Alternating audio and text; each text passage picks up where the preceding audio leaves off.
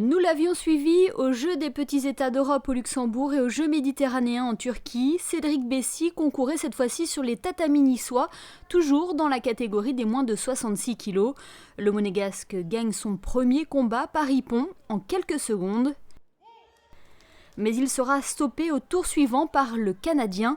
Une défaite qui l'oblige à passer par les repêchages et à gagner ses 2 prochains combats pour accéder à celui de la 3e place.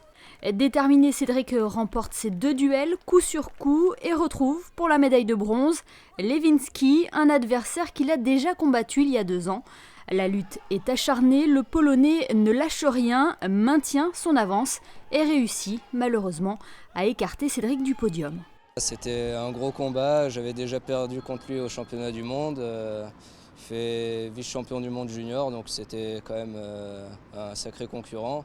Après, il a maintenu son avantage, il a géré mieux le combat que moi. Et, j'y croyais jusqu'au bout, parce qu'il y a toujours des surprises en judo, mais après, voilà, j'ai pas su faire la différence avant la fin du combat. Malgré cette défaite au pied du podium, ce résultat est très encourageant pour la suite. Je pense qu'on a vu un bon Cédric, on a même vu le meilleur de Cédric.